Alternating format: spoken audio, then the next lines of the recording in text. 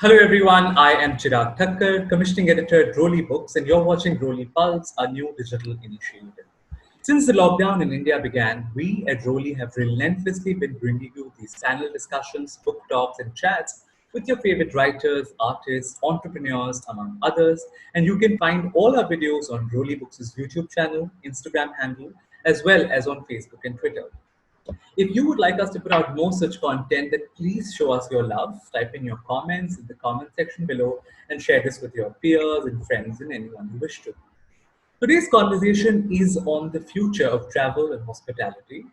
Now, if you read the New York Times feature about the newlywed couple from South Africa that found themselves stuck in an eternal honeymoon in the Maldives, then perhaps traveling for a holiday is not what you have in mind, at least for the immediate times to come.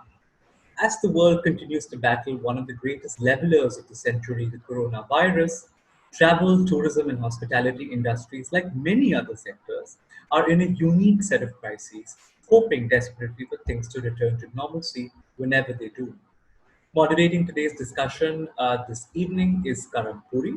Karam is the founder of Talisker Expeditions, a bespoke high altitude trekking and jungle safari company. He's a photographer and has published 5 books to do with food, travel, history, and hospitality. He's traveled to over 40 countries across the globe and has backpacked and hitchhiked across the east coast of Africa. He's a keen mountaineer, naturalist, and a scuba diver. He's led over a dozen expeditions to the base camp of Everest and other peaks in the high Himalayas. I will have Karam just introduce the speakers for today and get us started with the discussion. Great. Thank you so much, Chirag, for that introduction. Good evening and welcome to Roli Pulse, a digital initiative from Roli Books. We're still deep in the trenches of the coronavirus pandemic, so it's impossible to predict when or how travel might resume, let alone whether we'll feel comfortable traipsing around the world again with the kind of carefree happiness to which many of us have become accustomed. The UN World Tourism Organization counted 1.4 billion international tourist arrivals in 2018, and well before this crisis had predicted 1.8 billion arrivals by 2030. More than 10% of the global workforce is employed by the tourism industry, from farmers who supply hotels with produce to drivers who ferry tourists around between excursions and beyond. Millions of people rely on business generated by travelers. But the way we travel will undergo a dramatic transformation. Industry experts say technology will be a key tool in the revival of travel. With electronic passports and IDs, boarding passes, medical screening, and robot cleaners being deployed widely to limit physical contact between people and surfaces. Hotels, airlines, and especially cruises will have to determine how to give travelers personal space they can feel and they can control. And in the short term, perhaps drivable local trips to vacation rentals can ease shell-shocked travelers back into adventure.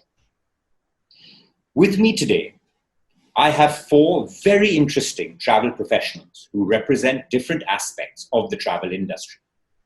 Their years of experience and outlooks on travel will shed light on the trends we have been seeing in travel and hospitality, as well as the future of travel in a post-COVID world. Behzad Larry is a conservationist, social entrepreneur, and explorer. Behzad is the CEO of Voygr Expeditions, a conservation-focused tour operator that specializes in the remote corners of North India and Central Asia. He is also the founder of the High Asia Habitat Fund, a non-profit that trains ranger teams, enables community-based conservation, and drives reforestation in critical habitats across the mountains of Asia.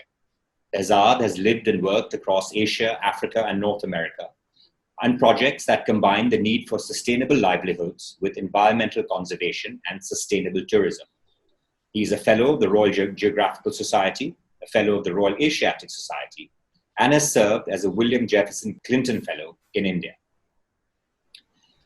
Geetika Jain writes 3 monthly columns for Condé Nast Traveller, Mint Lounge, and the Hindustan Times that cover travel to far-flung, wild, and pristine parts of the planet. She has walked with polar bears in the Canadian tundra, hiked through Borneo's primary forests, and been lost in the spiny forests of Madagascar on a moonless night. Over the last few years, she has been traveling solo with practically no luggage and using her silver tongue to move in with the locals. She has written a dozen children's books and is passionate about rewilding, preserving our dark skies and stoking a sense of wonder in children. Our next panelist is Shanti Kohli. Shanti Kohli is the managing director of Amber Tours. It was founded in 1972 by her father, Avinash Kohli, with His late Highness Maharaja Sawai Bhavani Singh of Jaipur as its chairman. It was the first luxury travel on-site for the Virtuoso Consortium in India and has remained a top-ranking member. A keen sportswoman, Shanti was a national-level swimmer and a competitive kayaker. Her interests are now far more focused on the heritage of India and the layers of culture in the subcontinent. A keen supporter of textile and craft revival, she has woven these experiences into the itineraries for her clients.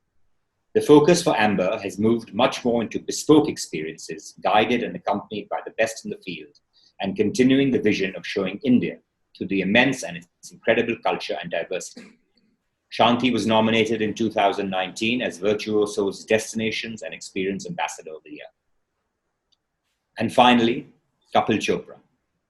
Kapil is the founder and chief executive officer of the Postcard Hotel.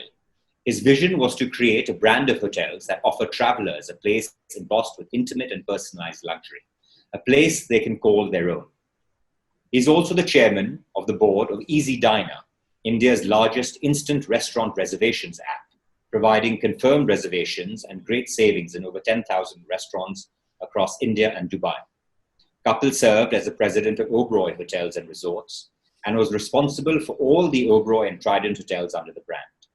The brand in 2017 was voted the best hotel group by the readers of Telegraph UK, and in 2016 was recognized as the world's leading luxury hotel brand at the World Travel Awards for the 5th consecutive year. In addition, Kapil was awarded the Hotelier of the Year by the Hindustan Times.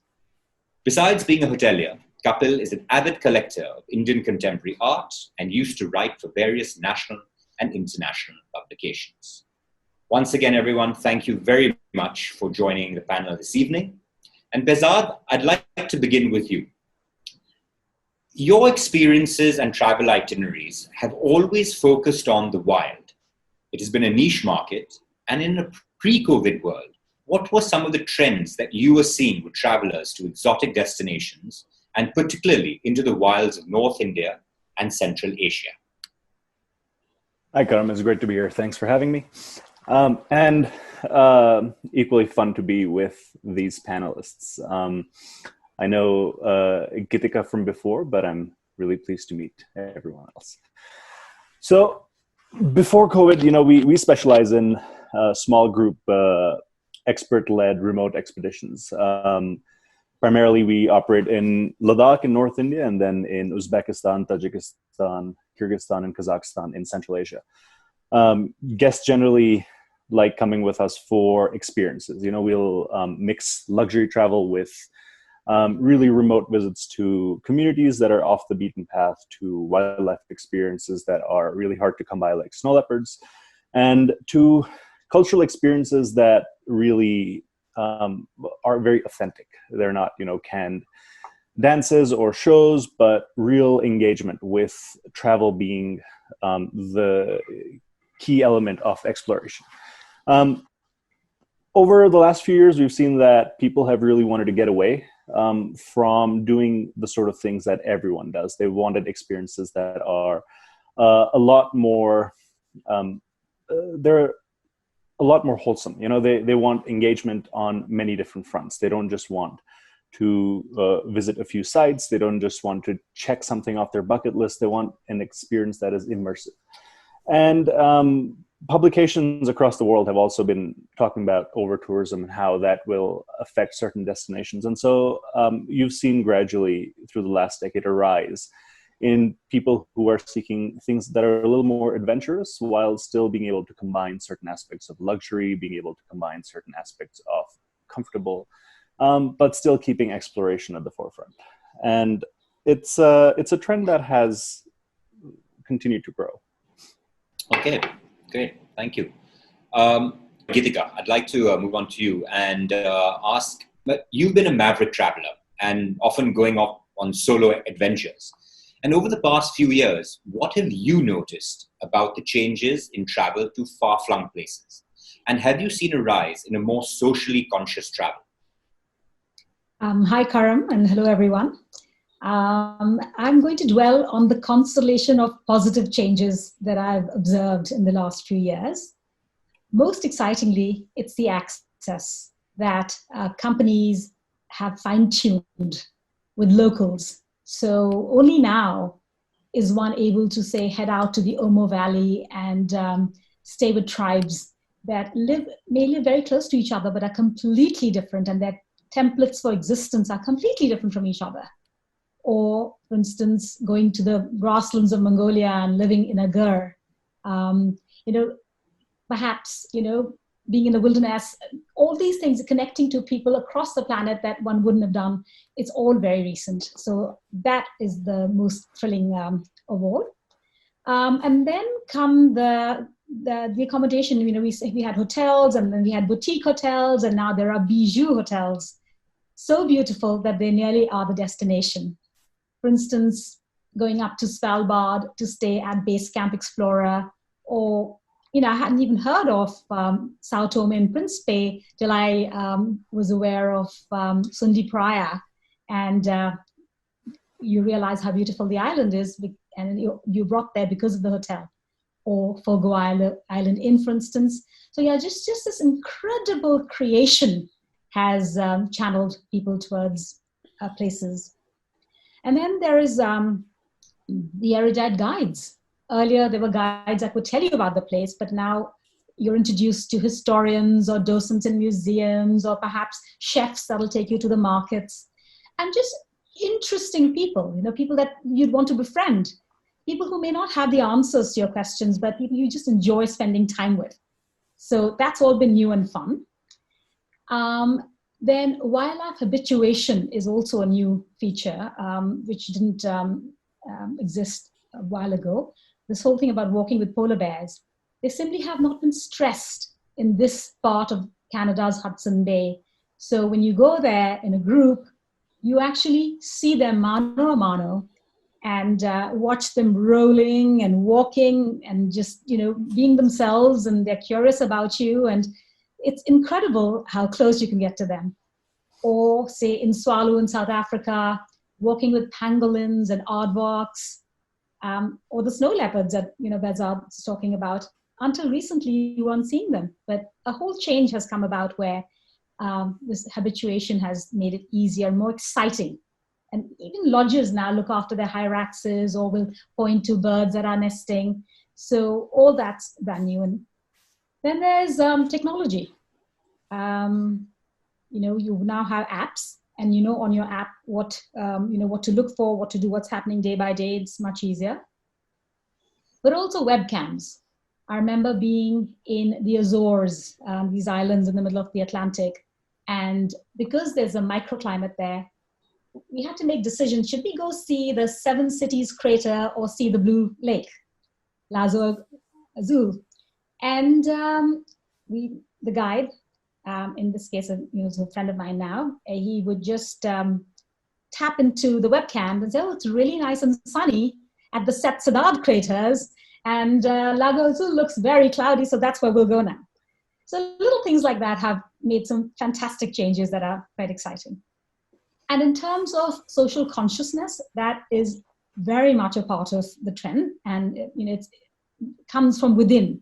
So now when I plan a trip, say with a company like Steps Travel in the UK, I don't even have to worry about my carbon footprint, because as I plan the trip, they have already figured out my mileage and planted trees for me in an area they have allocated for such an action. That's pretty fantastic. There's the Slow Cyclist Company. So you go biking through places now, all through Romania. You can bike slowly, stop for lunches in local people's homes and whatnot, and take. And I know a friend of mine is planning on doing, Rahul Sharma is planning on doing that in India as well. And then there are the volunteering holidays, the altruistic ones, where you go and you build a school or a well, and participate in the local life. And then we have in India, some company like Sujan Life, where at Jawai, they're using their vans to give medical aid to people, to give out masks in Ranthambore, to educate kids. So yes, that's totally and utterly a part of life. And when you travel, you're subsumed in conscious travel now. Fantastic. And over the last few years, have you been seeing a growing trend towards that? Are you encountering more people on your travels who are doing that? Absolutely, yes.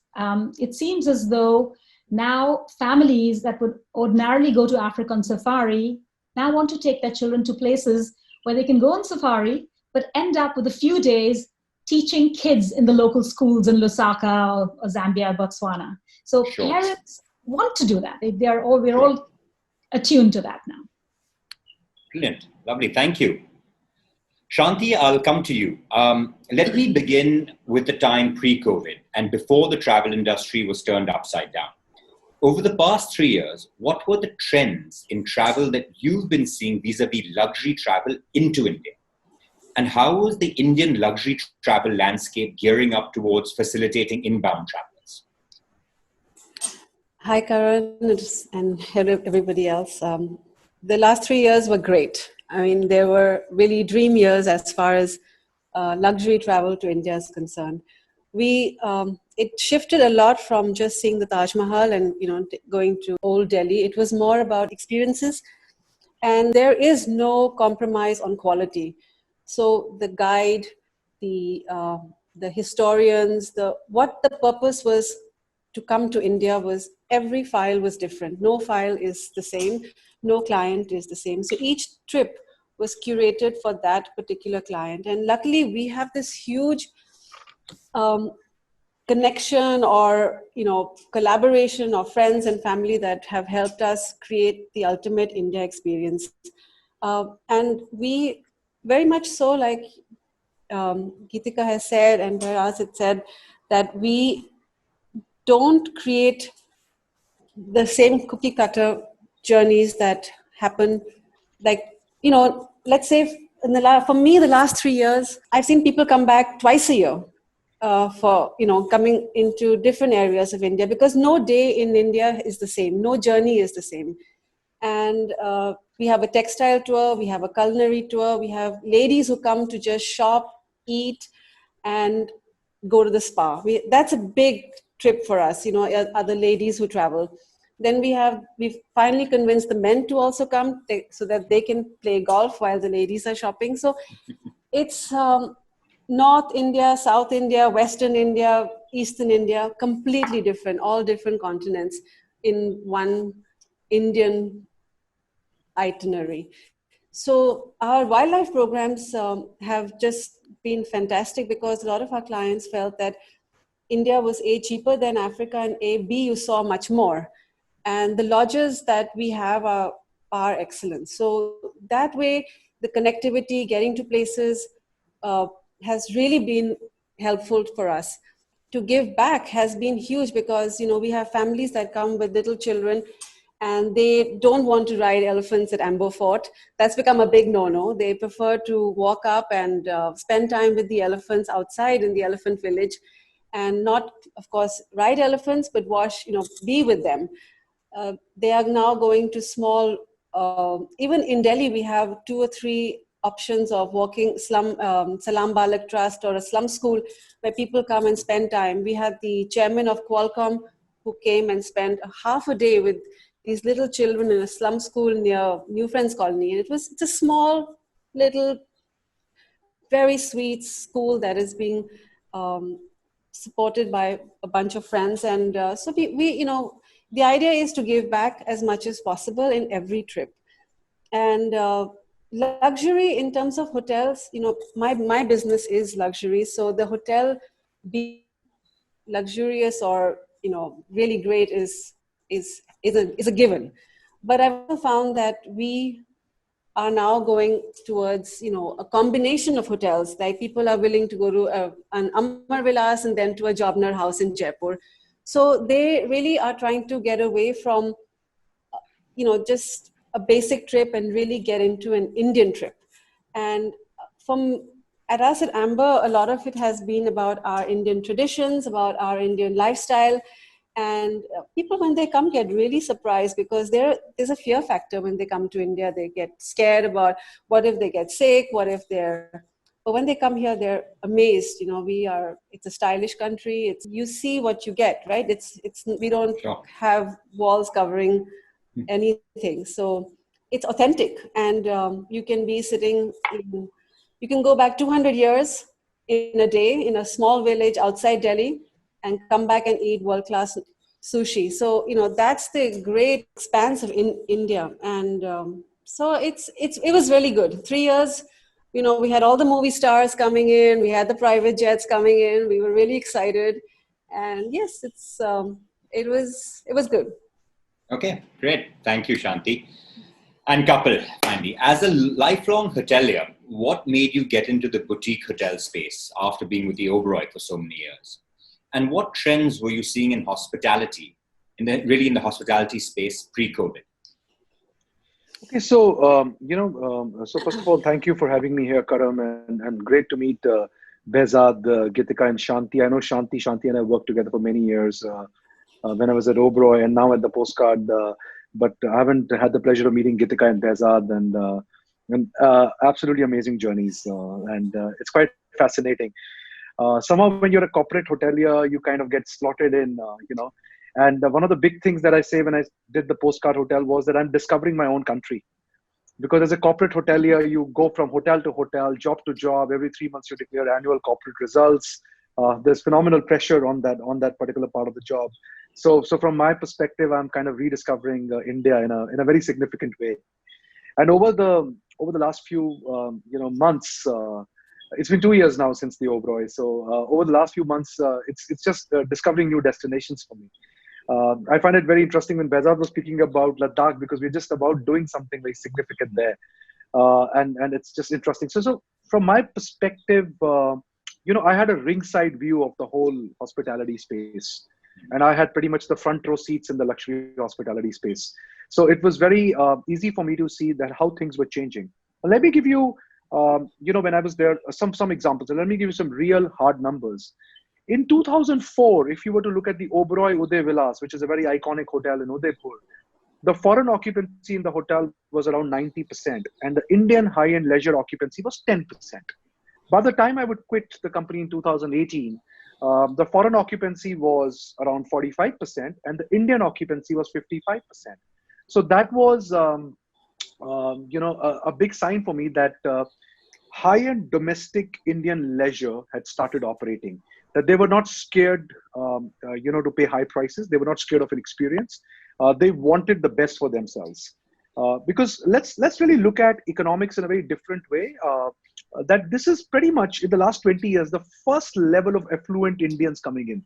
Our parents in India were not really that affluent. They had to make both ends meet. They had to make sure they were well off, but they were not affluent in a way that they could spend on holidays. So it's a different journey. Holidays were longer earlier. Now they're shorter. Now they're more exploratory. They're more adventure-based. So it's a very different journey in the entire history of the Indian tourism domestic landscape. The second thing was I looked at one of my hotels in Shimla, the Wildflower Hall, a stunning hotel in the Himalayas. And for over a decade, we had accumulated losses in that hotel. And then suddenly, we started working on that hotel from a marketing perspective big time. And I just remember when I just become the president of the company, the hotel had just come into profitability for no reason because of me, but it just come into profitability. And finally, for the last 5 years before I would quit, I would see the trend that the hotel was doubling its profits every year. The occupancy was going up and the average room rate was going up. And for me, that was a final sign that the market had turned. So that was the market sign for me, that the market had turned. The second important sign for me was that I looked at how luxury hotels had evolved in resort destinations. So there were the great Taj Palaces and there were the great Oberoi resorts. But let's look at a destination like Goa, which is such an amazing hotbed of culture. And, I collect contemporary art, in a very significant way. And for me, it was the Indo-Portuguese architecture, the cuisine getting influenced by the Goans, the Saraswat Brahmins, the proximity to the Konkan coastline. It was just everything. And somehow Goa had become the hippie party destination, while Bali had become the design destination. So there was a very big miss. Means the highest average room in Goa was 20,000 rupees because the high-end Indian traveler was not really going to Goa. But the highest average room rates in Rajasthan were crossing 50,000 rupees a night. So there was a very big disconnect that the high-end traveler to India was only 5% of them were actually using Goa and 95% was not. So there was a final space that I saw. The final culmination for me to really opt out was I looked at Aman Resorts, a company that I had admired over the years for being such a phenomenally great design-led leisure hotel company. And the other one was Six Senses, where Sonu Shivdasani actually had to do Soneva and lost control of Six Senses. It's now owned by Intercontinental Hotel Group, incidentally. So I saw two iconic luxury experiential brands, which I just thought were maybe 10 years before they should have been there because the cycle had not turned. And in both cases, the founders had lost control. So for me, the culmination of all these factors said that the customer was looking for a different experience, but he did not have options for different experiences. So the customer had to go very jacketed to cookie cutter hotels. So why don't we create a new brand of luxury intimate hotels, which are financially profitable also, so we don't land up into the situations where Aman and Six Senses went, but also that the market had turned. And I was just waiting for that market to turn in my last 5 years. And that is the reason why we launched the Postcard Hotel. The other part was, if I look at hotels really, and if you ask me to classify hotels as a career hotelier, I look at hotels in 5 phases. The phase 1 is what you call a commodity hotel, which is basic, like it's got a clean bed, it's got a bathroom. That's a basic hotel, what you call a budget accommodation. The second level of hotels is what I call product hotels, where the product looks nice, service may or may not work. The third level of hotels is what I call luxury hotels. Service works, product is beautiful, it's absolutely amazing. And then Airbnb came out of the picture and said, you know what, all this is great, but what really counts is experiences. Live like a local. If you're in Paris, stay opposite the Eiffel Tower. Okay, and that's what I call experiential hotels. Just a category over the experiential hotels is what maybe Behzad was talking about a bit earlier. I don't know much about his company, but it's what I call transformative hotels. And I think the world is moving from experiential already, because every single hotel company in the world, whether they run a 2-star hotel or a 3-star hotel today, say they are focusing on experiences. And that is the final, I think, taking over the experiential space. I think the world is looking at transformative hotel experiences. And the definition of a transformative hotel is very simple.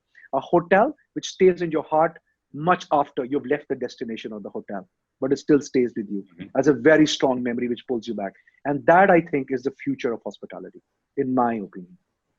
Great. Thank you so much, Kapil. So I think we can all kind of agree that, number one, experiential travel was really the big trend over the last 3 years that we've been seeing on hospitality side, from a tour operator side, from an adventure side, from a solo traveler to a far-flung place side. That's really sort of the common denominator of all the trend that we've been seeing. And this is also a trend that we've been seeing across budget lines. You know, you don't have to have really deep pockets to have a fantastic experience in the high-end luxury space. I mean, you can have the similar experience on a low budget as well, you know, just being immersed in a particular place and particular culture, the language, the locals, etc. I'd like now to move on to a post-COVID world, because this is where we are today, and it's going to be very, very different when we come out of this, as far as all our industries are concerned and as far as all travel is concerned. So, Behzad, I'd like to go back to you and ask you, in a post-COVID world, do you sense that people would want to explore more places off the beaten track? And if so, how will you be positioning your itineraries and groups to explore the wild? You know, currently, if we look at some pockets of where we're working based on what everyone's said, which is very interesting, that experience comes out on top, regardless of where you are going or how your mode of travel is. And I think I really like the word Kapil used, transformative. Looking at destinations like Kyrgyzstan, we're going to start seeing that initially, especially when our main clients, Americans, Europeans, people from the UK begin to travel again, they will first look at domestic options in their own countries. Road trips will start up. They will look for options where they are not using public transport. When we do start seeing tours getting booked again for remote destinations like ours, which generally require a change of flights, multiple airports, you're going to have the most adventurous travelers come out there. And anyway, if we look at our destinations, we're already getting the most adventurous travelers. The experiences have to be configured in a way where we are considering both the experience that our guests get, but also what level of engagement we're going to have with the community. Because as we noticed right at the end of March, when I was still running our final snow leopard expeditions in Ladakh, the communities, those really small villages, were actually terrified that all of the different expeditions had guests who might have the virus, sure, even though no one did. They were no longer willing actually to have people in homestays. And we operate an expeditionary camp model, so we don't really use homestays for snow leopards. But we saw that as a problem for the future, where even though we do have great relationships with remote communities, do we really want to also jeopardize their health, especially because they are cut off, because they aren't in this trajectory like a city like New York or Delhi is. Can we ethically expose them to travelers coming on multiple flights from around the world? And so we have to look at how we engage with remote communities, how we can continue giving an experience where, on the Tajik-Afghan border, we do these road trips to the Pamir Highway, and our guests will visit someone's home, and we'll go through these ancient rituals of breaking bread. Generally, when you walk into a village, you are greeted by whoever sees you first, and they get so excited that there are visitors. Someone will just sort of grab your hand and pull you into the house, and they'll put green tea on to boil. They'll bring out these beautiful naan, soft and fresh, and they'll tear them up and just lay them out in front of you, and dry fruits and stuff. And so how do we manage these experiences that are the bread and butter of this experience? They make the journey. They are what is transformative about these experiences. You are experiencing what Marco Polo did when he went on that same journey 1,000 years ago. And that is something that we still haven't come to terms with. It has to be something that we learn as time goes on, as we all learn more about the virus. For other things, we've already seen a trend of guests really wanting to give back to the community when they travel. So a really focused travel where they're not just taking in terms of experiences, but they're also giving back. So we've always been a tour operator that's been conscientious about who we engage in, how many of our employees are from local communities, and how we run the whole process. So when you're going to start seeing people returning to these destinations, especially because so much of our wildlife stuff happens on basically the periphery of the Chinese border. They're going to want to be more engaged with maybe contributing towards the stop of illegal wildlife trade. We do a lot of ranger training programs through our company as well as through our foundation. And maybe guests will have that as their way of engaging with the community without being in direct contact with the community. So we can have sessions where guests visit a community, but we sort of stay outside instead of going inside the homes. We still have an engagement where they learn about how they're coexisting with these predators, with the wolves and the snow leopards, and how their life is positively affected by these tourists coming over here, contributing to the economies and changing the balance of how predators are viewed as pests into how predators are viewed as assets. So these things will have to be thought out, and I think depending on your relationship with the community and how you can engage with them, you're going to take different options. But I think psychologically, everyone's going to be very affected because of this. People are going to want a lot of private space. So, our expedition tents, we're already planning on how we can give everyone their own bathroom facilities and their own showers and their own ways to wash up and keep basically within a private bubble for longer periods than we have been able to do before, especially given our remoteness. The other option we're going to start seeing, and anyway, you're seeing adventurers come out to Kyrgyzstan, so they're not going to be so off-put by being with a small group because they're taking flights and planes and things anyway. So you're not going to see these things right away. You're going to see them when travel does start. But how to continue giving small group experiences that are private, that don't make you feel hemmed in. The great outdoors, any of these Central Asian countries, Ladakh, large parts of the Himalayas, are all destinations that people will want to go. Urban centers are not where they will be headed. I think the exception among these places are countries like Italy, which just has so many devoted fans. But even then, you're going to start seeing people going less to Rome and maybe going more to Tuscany. So it's going to be a big psychological change in how people travel. And I think we'll continue providing an experience because of our remoteness and our specialization in being away from humanity, that we'll still see the most adventurous people start to trickle out when this starts up. Great, thank you. And just to sort of follow up on what you were talking about, do you think things like, for Voyager travels, for example, for you, would you make health certificates something that's compulsory, that anyone who's joining you will have to bring a health certificate along to prove that either they're absolutely healthy or if they've had COVID, if they've recovered, when they had it, things like that?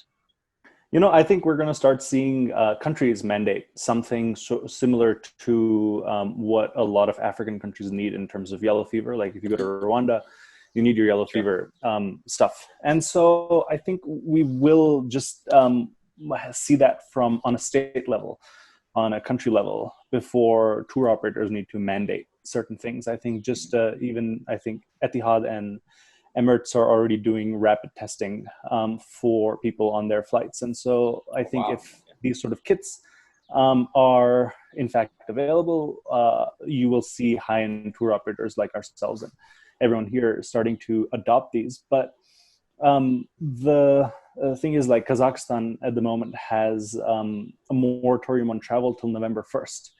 And so even when their moratorium on travel is over, what does quarantine look like? If countries are still going to have 2 weeks of quarantine, no travel is going to happen. No one's going to do 2 weeks of quarantine in Almaty and then travel with me for 2 weeks. That's not going to happen. And then they go back to New York and they're in quarantine again for 2 weeks. So it all depends on where we are. But I think states will mandate this, and we won't really have to do it from our end. We'll just simply have to comply and stay with whatever the industry decides are best practices, to keep people separated and to keep things super clean. Mm-hmm. Great. Thanks, Behzad. Thanks for that. It's really important information.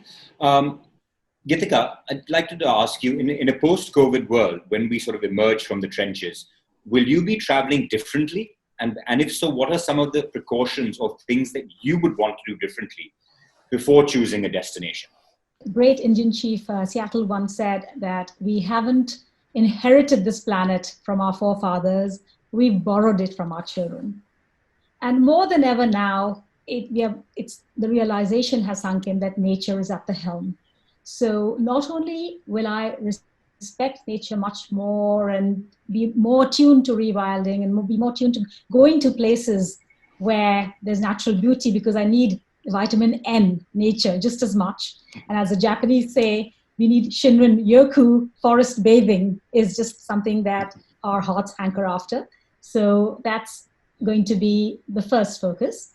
But also we're very aware that there's something called the wanderlust gene, and that's DRD4-7R. So many of us must travel, we must be out there. So it's going to be even more precious now to make a trip, and I'll make fewer, longer trips.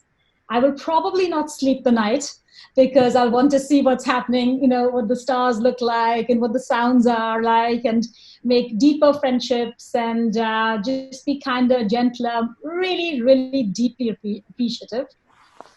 Precautions, perhaps I'll be more aware of, what the options are to come back, and perhaps the ability to stay marooned, make sure that if I have to go Sure. for 5 times as long, this is what I've got my books with me, and contacts and all that all set, and conversations with the family will be all alive and well. But they do say this is the best marketed pandemic. If only climate change could have had this kind of PR. Yeah, absolutely. Yeah. So fingers crossed, we'll be on the go, and everything will then be much more appreciated. Wonderful. Thank you, Geetika. Shanti, let me come to you. As we come out of this and see the travel industry with a fresh perspective, how are you and Amber Tours gearing up to attract tourism back into India? And will you be changing your itineraries and your experiences to revive tourism? And if so, how do you feel the economic impact will change the world of luxury travel?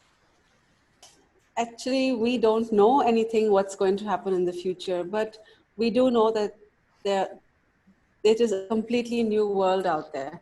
At Amber, we have now spent a lot of time on webinars and training. The amount of people that have called us and asked us to their teams all over the world has been fabulous. So people are really taking this time to educate themselves on destinations. For us, since we're an incoming company, until the international borders are open, nothing can be done. That really is the reality of the situation. And yes, the first people that will travel will be the domestic traveler like us. We just found out that you can travel from Chennai to Delhi in 3 days. We had a client who was stuck from Costa Rica, and they had to take a humanitarian flight out, and it took them 3 days to get from Chennai to Delhi. So, it's really possible that we can now drive to many wonderful destinations quite easily in India. I personally love the model of Bhutan. I think for me at Amber, it's going to be very imperative to have one driver, one tour manager throughout the trip. That as many less touch points as possible is going to be the name of the game. Because as Bhutan does, when you arrive in Bhutan, they give you one driver, one guide throughout your trip, and he's your host for the entire journey. And that way you're not changing people all the time, which happens in our country. So that's definitely going to be a standard. In terms of, we own our own transportation. So, luckily we have been able to bring in training and also now change the configuration of our vehicles. We'll have to put in these driver shields. So, it's all in-house, so it's easy. We are looking at the hotels, because I know in India, the hotels are fabulous. They've really taken this time to train, to be ahead of the game, and I think all of us together will be. I think once this opens, India will be there to receive its guests. This is a great time for India. We were always lagging behind other destinations, but I think this is a golden opportunity, how India has managed itself and how, God willing, it will. So when we come out, I think people are going to look at India very differently, and we'll be there to receive them when they're ready. Great, super. I think your optimism is going to be really well received by every single person in the hospitality and travel industry over here. And finally, Kapil, I'll just come to you. And now that the travel and hospitality game has changed in a post-COVID world, how are you planning on drawing people back into your hotels? Like, what would be some of the most important products to offer your clients? So see, Karam, I don't know what to say, but when we launched our hotels, we said we'd ideally try and keep all our hotels below 50 rooms because we wanted to do intimate hotels, not really boutique, but intimate, nice hotels. And suddenly, we launched. I still remember my opening presentation in the press conference was small is big, but I think small is bigger now. So the more smaller you are, the more private you are, the more intimate you are, the better it is. So if you are going to Goa, do you want to stay in a 100-acre estate with 6 bedrooms, or do you want to stay in a 300-room hotel in 15 acres. So I think for us, that shift has been very easy. The second part, when I was running a company was very simple. In guerrilla warfare, your biggest weakness is your biggest strength. So if you were to look at volume as being the biggest weakness and bigger hotels having bigger volume, then that's kind of become a bigger strength. So what we just launching something called One Key. So that means if I know that all four of us have taken the right precautions, all four of us are friends, is it possible that I just book the Postcard hotel as one key? I book the entire hotel and all of us go and all of us can luxuriate in a holiday without masks and everything and all, because all of us know that we've quarantined like a family has. So we're seeing a lot of that happening in Goa, for example. Our bookings for July, not for June, but for July, because people expect that travel will come back by then. That's what at least what we can see, are 3 times more what we did in July last year. The other significant trend that we are seeing is, those bookings are coming from Mumbai and Bangalore, and not even one from Delhi. Although Delhi is a bigger market for Goa because of the reason that Mumbai and Bangalore are actually traveling by road. Sure. The third big trend that we're seeing in our hotels is that the average length of stay in Goa has gone from 2.5 nights to 7 nights. So we have a group from Mumbai, which is 6 guests, and they booked an 11-room Postcard hotel fully. They're keeping the 5 rooms empty, but it's only for them. And the only request is if your team can be accommodated inside, which again, when we started our hotels, because we wanted to be in some remote locations also, and not only in Goa, but we are in Bhutan and in Galle in Sri Lanka, most of our accommodation is actually built in the hotel. So that also kind of restricts your interaction with the outside community, which actually makes it even more sanitized. And we do not allow non-resident guests into our hotel because the hotels are more from a residential perspective. So that further actually helps us automatically. But I think the biggest thing that hotels have to address in this post-pandemic world is actually fear. Not the infection, but the fear of getting an infection. And that fear can only be addressed by very clearly visible, demonstrated modes of action. So when we are putting out on our website, and we're just putting out a statement on our site tomorrow or day after as we start getting ready to open again, what we are saying is, do not tell me that it's sanitized. Tell me what is it sanitized with. Because if you are really serious about it, then the sanitization to a floor, to a tabletop, to everything else is going to be different, and different levels of chemicals have to be used. How are your mats that you get into the hotel sanitized? So you got to look at things in a very, very different way. Putting on a PPE and wearing gloves is not sanitization enough. What are you doing? The more you specify to your customers, because customers are today scientific, they said that, the world was full of economists before this. Now the world is full of epidemiologists. So everybody's now an expert on coronavirus. So you've basically got to feed in that curiosity and saying, okay, here it is. Here are the chemicals that we're using. So we're kind of putting all that details out, because the biggest factor that will stop people from traveling is fear. We need to address that factor. From our perspective, currently in India, we are fortunate. Bhutan, incidentally, has only had 9 cases. So it's a great destination to go back to. But not right now. International flights haven't opened. And I think Sri Lanka, where we have our 5th hotel, will still take a longer time to travel. But the good part is that in one shot, unfortunately, it didn't have to be this way, but kind of a model of running small, intimate, high-end luxury hotels being kind of validated. Sure. It just didn't have to be this way. There were much more better ways to validate that model. Right. But that's the reality of it. So from our perspective, we are staying true to our core focus of even getting it smaller and smaller and making it one key, like I say, just Right. book the key, and that's what we're trying to do. Yeah, the new definition of luxury, really, and luxury travel. Great, guys. Thank you so much. I know we're running short of time, but I want to ask all of you one more question. Kapil, I'll start with you. Minute you can travel again, what's going to be your first destination to travel? Bhutan. All right. Shanti, what about you? Domestic, I'm going to go to Agra. I'm going to go see the Taj Mahal again. All right. Okay. I'm going to go back to Bhutan. I think I agree. I think that's the next. Geetika? And Europe. Then Europe after that, okay. Yeah. So I'll be heading back to the snow leopards in Hemis National Park with Behzad. But I also want to say that travel's more precious now, but if people can't go anywhere, there's magic everywhere. You just have to find it. Absolutely. And Behzad, how about yourself? We're headed to Kyrgyzstan. I was supposed to be there all summer for our projects there. And so that's number 1 on our list is head to Bishkek. Okay. And Karam, you? I'm going to be very boring, actually. I'm just dying to get to our home up in Mussoorie. Okay. In Lando, actually, 7,500 feet. The kinds of views, the pristine air quality, just being locked away from everyone and being in the mountains, for me, is going to be a massive break. And hopefully, fingers crossed, we're hoping by the end of the month we can make a break for the hills, a run for the hills, really. As they say. Yeah. We'll all be doing And, that. Sounds like everyone's going to the mountains. Yeah.